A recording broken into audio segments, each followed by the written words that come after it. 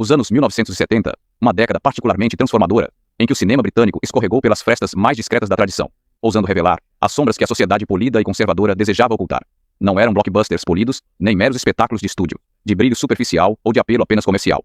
Eram filmes crus, desordeiros, impossíveis de ignorar, somando uma nova consciência. Filmes que sacudiam os sensores, desestabilizavam o público e sussurravam verdades incômodas através do choque. Hoje, os redescobrimos. Provocações esquecidas, clássicos ocultos, feridas disfarçadas de entretenimento. O número 15. Laranja Mecânica, de 1971. Imagine um garoto de chapéu coco branco, com o olhar inclinado, cercado por cílios pretos como tinta. A nona de Beethoven cresce, porém a cena está encharcada, não de alegria, mas de ameaça. Este era Alex, interpretado por Malcolm McDowell, o pulsante coração de Laranja Mecânica, obra de Stanley Kubrick. Uma figura cativante, aterrorizante e inesquecível. O filme pintou Inglaterra distópica, com ruína moral. Bares de leite serviam violência como coquetéis. A linguagem virou poesia weaponizada. Alex lidou sua gangue pelos Knights of Ultraviolence. O Estado o transformou em rato de laboratório, livre-arbítrio contra o controle, caos contra a ordem. O filme perguntou qual é mais assustador. Quando chegou em 1971, a Grã-Bretanha recuou. Crimes foram ligados à sua influência. O parlamento discutiu. Críticos o chamaram de perigoso. Alguns elogiaram seu gênio, outros o condenaram como imundície, e então o impensável ocorreu. Kubrick, ele próprio, exigiu que fosse retirado após ameaças contra sua família. Durante décadas, um filme banido das telas britânicas, uma fruta proibida de que se falava antes de retornar. Hoje, Laranja Mecânica continua tão impactante quanto sempre. Sua imagem é icônica. Sua mensagem é eterna. Um espelho que inquieta uma pergunta que persiste. O que ocorre quando a sociedade tenta reformar a alma? Número 14. Cães de Palha. Em 1971, um matemático americano, sua esposa inglesa, uma vila que parece tranquila, mas fervilha com hostilidade velada que não se esconde. Este foi o palco de Cães de Palha, de Sam Peckinpah. E naquela pacata região rural da Cornualha, a civilidade que parecia sólida se romperia, abrindo espaço para tensões que não se manifestavam à vista. Dustin Hoffman, cujo personagem é David Sumner, chegou em busca de fuga. Porém, a fuga transformou-se, aos poucos, em uma armadilha de confinamento e medo, em que cada gesto passa a ter peso de ameaça. O olhar de cada morador trazia ameaça. Cada encontro testava paciência e virilidade. As paredes da casa fecharam-se, o silêncio ficou insuportável. Então veio a sequência. A Grã-Bretanha não poderia ignorar invasão a domicílio. Um ato violento entre coerção e crueldade. Os sensores congelaram. Peck e Paul exploravam a violência ou a expunham. O British Board of Film Classification lutou de forma amarga. Cortes foram feitos. No entanto, o filme cresceu, infame, sussurrado durante a década de 80, pânico moral sobre vídeos nocivos. O que tornou Cães de Palha inesquecível não foi apenas o choque, foi a transformação de David Sumner, um homem que já foi civilizado, puxado ao limite, e quando reagiu, não houve triunfo. Foi algo sombrio que deixou o público inquieto meio século depois. Cães de Palha não é apenas suspense, é uma dissecação crua da masculinidade, da violência e da sobrevivência. Um espelho muito próximo do conforto. Número 13. Os Demônios, 1971. Fumaça e chamas. Um padre acorrentado. Freiras contorcendo-se em frenesi. Poucas imagens no cinema britânico tiveram o mesmo peso escandaloso que Os Demônios, de Ken Russell, baseado em fatos reais na França do século XVII. Conta a história de Oliver Reed, no papel do padre Urbain Grandier, acusado de bruxaria, e Vanessa Redgrave como a irmã Jeanne, consumida por desejo proibido. Religião, política e histeria colidiram em um espetáculo que a Grã-Bretanha mal enfrentava. Visão de Russell era intransigente. Cenários modernistas chocavam-se com brutalidade medieval, êxtase religioso e corrupção política. Cada quadro empurrava limites, desafiando o público a observar e questionar censores. Foi insuportável.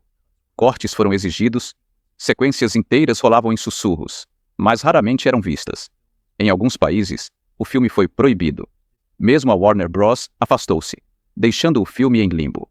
Mas o tempo tem sido gentil. Os Demônios dizem que não há escândalo, mas genialidade, de forma contundente. Um filme que ousou expor a hipocrisia para desnudar profundamente a engrenagem da crença. Sua reputação mudou de blasfêmia para obra-prima, e as cinzas da controvérsia compõem seu legado. Um lembrete de que a arte destinada a provocar pode ser a arte de que mais precisamos. Número 12, Frenzy, 1972. Uma gravata torcida, bem apertada. Alfred Hitchcock já tinha chocado o mundo antes, mas com Frenzy, seu penúltimo filme, ele foi ainda mais longe do que nunca.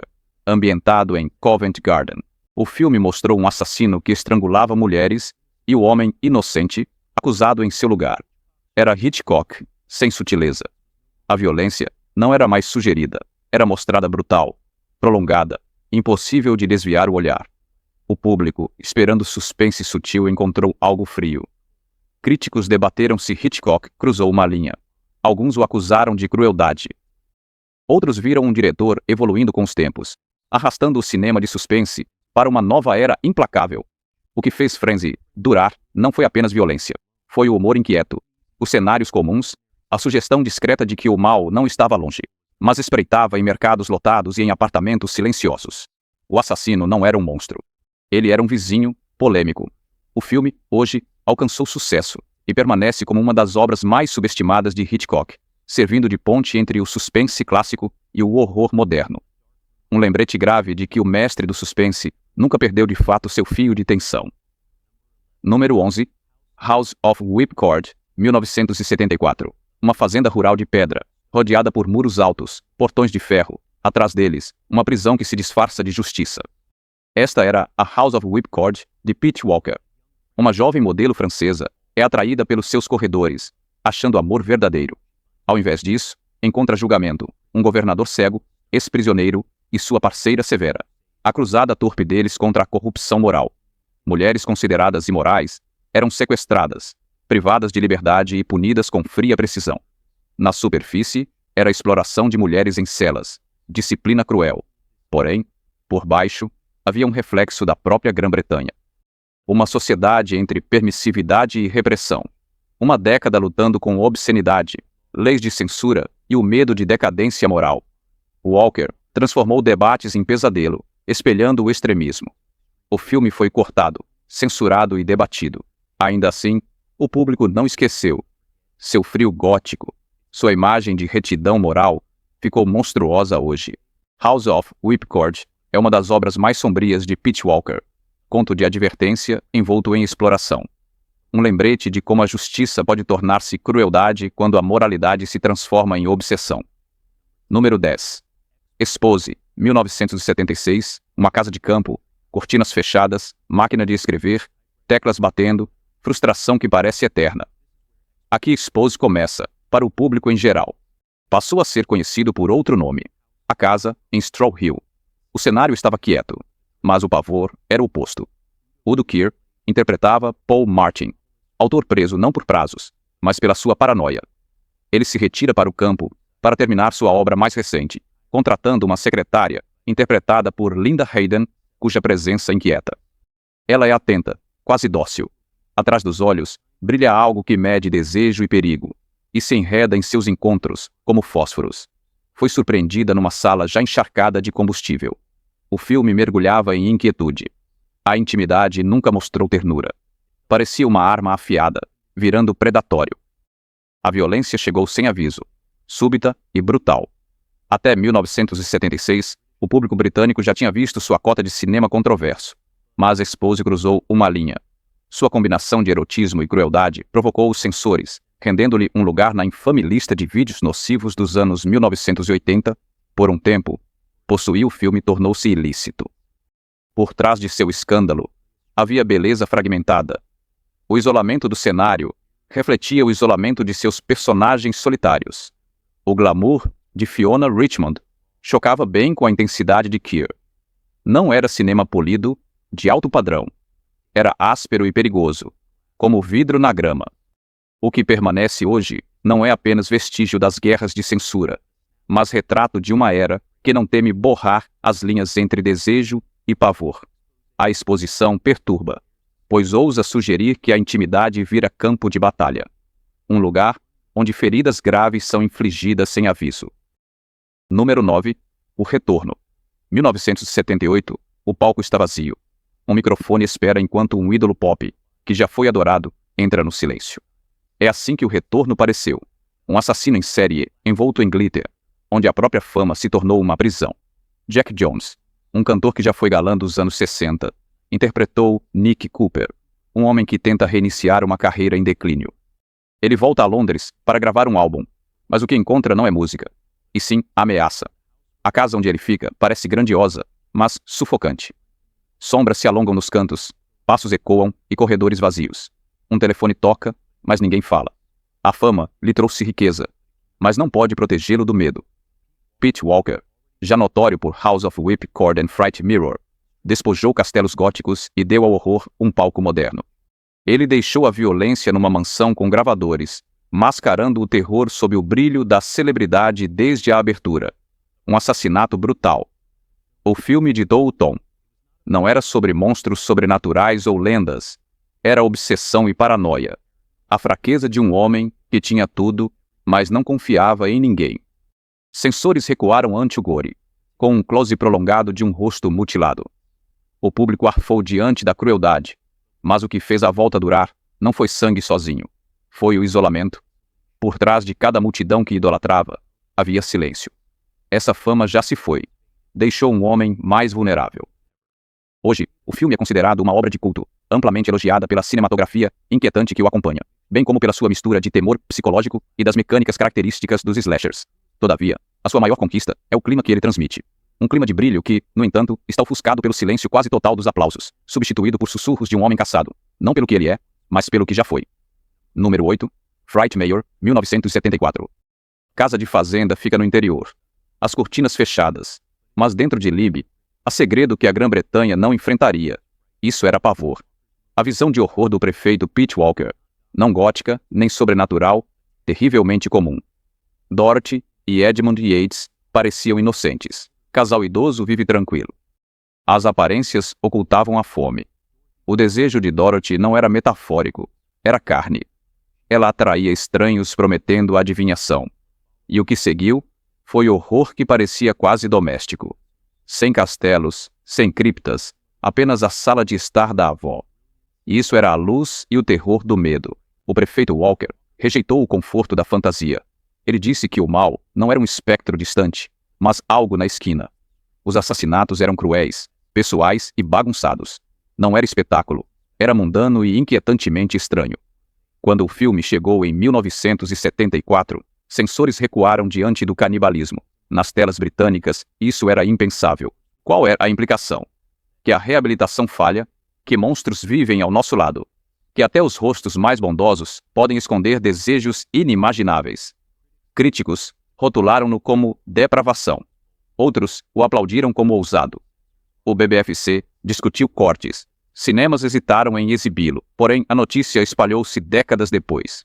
Frightmare conquistou seu legado de culto. É menos sobre gore do que sobre o próprio medo. O medo de que o lar não seja seguro, que a respeitabilidade seja uma máscara, que o monstro não seja um fantasma, mas alguém que sorri quando cruza com você na rua. Número 7. Presa.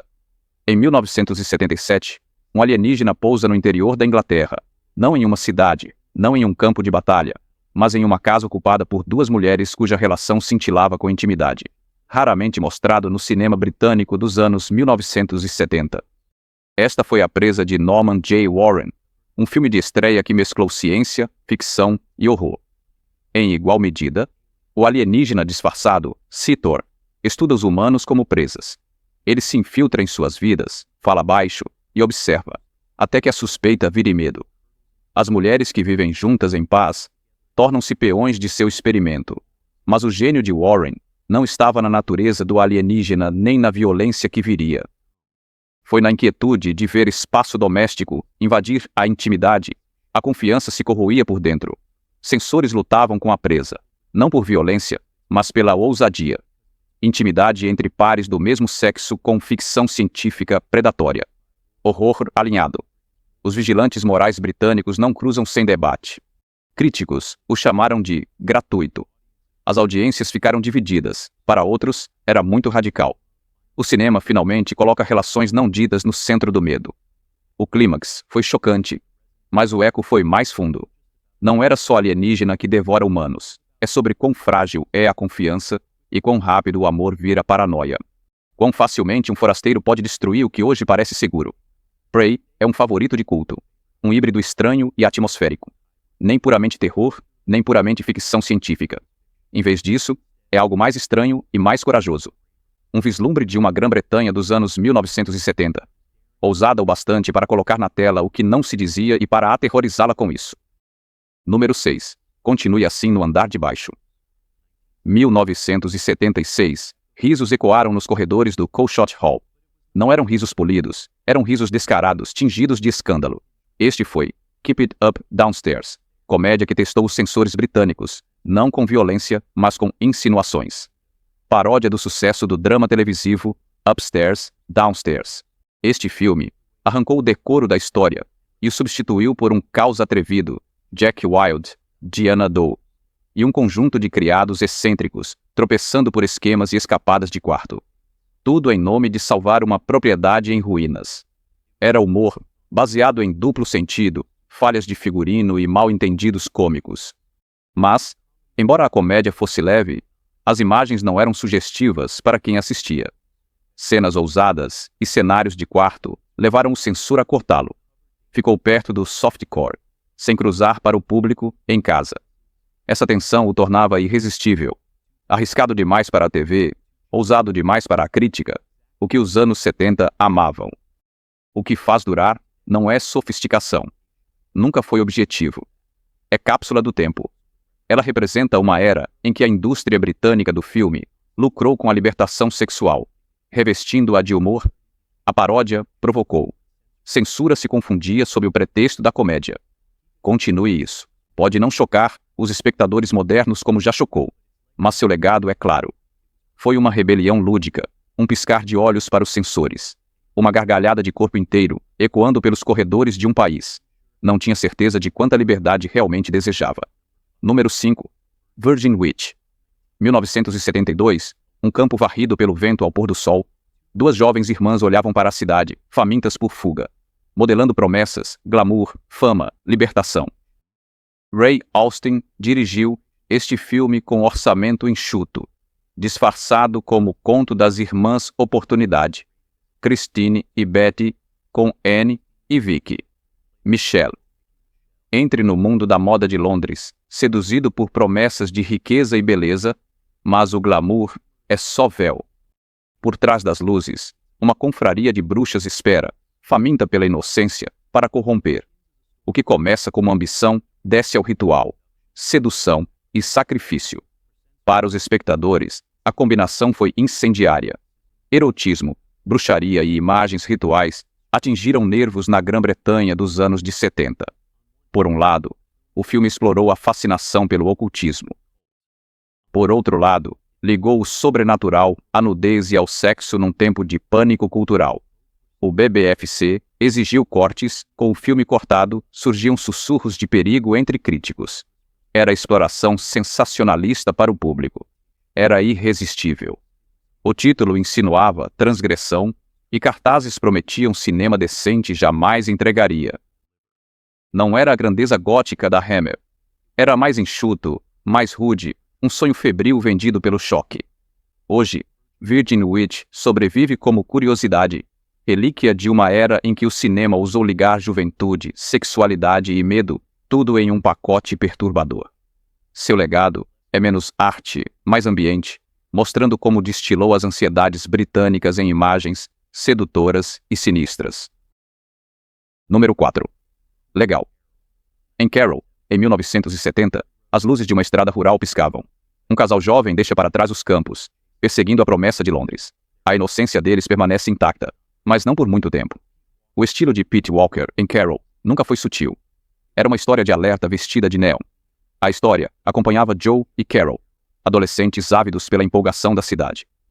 Mas Londres não era paraíso. Era um labirinto de pornografia, drogas e exploração, onde a ambição era devorada por predadores, em cada canto. Carol, interpretada por Janet Leigh, sonha em ser modelo. Em vez disso, ela se vê explorada por quem promete sucesso, entregando degradação. Walker, conhecido por transformar os temores da sociedade em pesadelos cinematográficos, imprime o filme. Com um documentário como Realism, pareceu menos fantasia, mais aviso. A Grã-Bretanha de 1970 enfrentava mudanças culturais, libertação sexual, rebelião juvenil e decadência urbana. Colette Carroll captou essas angústias, pintando a cidade como sedutora e venenosa, com o conteúdo explícito cortado. Contudo, a reputação do filme cresceu. Para os adolescentes, era um vislumbre proibido de um mundo que seus pais temiam como terreno para cruzados morais. Era mais uma prova da corrupção do cinema. Por trás da embalagem de exploração, havia algo sombriamente autêntico. Um retrato da inocência, corroída por uma sociedade obcecada em vender desejo, meio século depois. Acalme-se. Carol parece menos chocante no conteúdo. Os temas ficam. É Cápsula do Tempo sobre Grã-Bretanha no cruzamento. É um filme que pergunta o que ocorre quando sonhos colidem com a realidade e juventude fica sem proteção na cidade que vive de esperança. Número 3. Vampiros 1974. Carro desliza na estrada rural. Chove. Uma mulher acena pedindo ajuda. O motorista para e pisa sem saber na armadilha. Eram os vampiros de José Ramon Lara, um dos horrores britânicos mais provocativos daquela década. O filme seguiu Fran e Miriam, duas mulheres misteriosas, morando numa mansão em ruínas. Sua beleza atraía homens, sua fome os destruía. Não era conto de vampiros. Em vez disso, vampiros borraram as fronteiras entre o horror, a sexualidade e o desejo. A intimidade entre seus personagens centrais foi sem pudor, um movimento ousado para o cinema britânico. Em 1974, o horror lésbico e o gore colidiram de uma forma que desestabilizou os sensores e encantou aqueles que se sentem atraídos pelo proibido. Hasso filmou com uma intensidade sombria e gótica. A zona rural parecia ao mesmo tempo idílica, pacata e assombrada. Os assassinatos eram sangrentos e viscerais, contrastando com a atmosfera onírica. A tensão não residia na violência, mas na sedução. As mulheres não eram monstros nem capuzes, mas carne e sangue, complexas e aterrorizantes. O BBFC exigiu cortes, especialmente em sequências explícitas no exterior. A reação foi mista. Alguns países o proibiram, outros venderam como escândalo, mas o tempo tem sido generoso. Fãs de horror hoje o veem como obra-prima de culto. Um filme ousado que apresentou as mulheres como sujeitos desejantes, não objetos. Vampires perdura porque parece um sussurro espectral de outra era. Um filme que usou o horror não para esconder a sexualidade, mas para enfrentá-la de frente, mesmo quando a sociedade queria silêncio. Número 2. A Fera no Porão, 1971. Uma vila abalada por mortes estranhas, soldados dilacerados por algo primal. Mas o horror da fera no porão não veio de fora. Veio de dentro. Dirigido por James Kelly, o filme falava de duas irmãs excêntricas que viviam sozinhas em uma casa antiga. Flora Robson e Beryl Reid trouxeram aos seus papéis uma gravidade inquietante, marcante e perturbadora. Mulheres de maneiras bem elegantes, mas olhos obscurecidos por segredos. Sob as tábuas do piso, no porão, algo se agitou. Algo que eles haviam escondido. Algo monstruoso. O filme foi menos como horror direto e mais como um estudo psicológico. Trauma da guerra, repressão do desejo e o peso dos segredos que convergiram. A aparência suave da irmã mascarava culpa e medo. A violência de fora refletia a escuridão que guardavam dentro. Lançado na década de 70, críticos ficaram divididos. Alguns o descartaram como exploração barata. Outros reconheceram o drama doméstico com horror. Censores hesitaram diante da violência. Comparados aos contemporâneos, foi mais sugestivo que explícito. O que mais inquietava era o tom.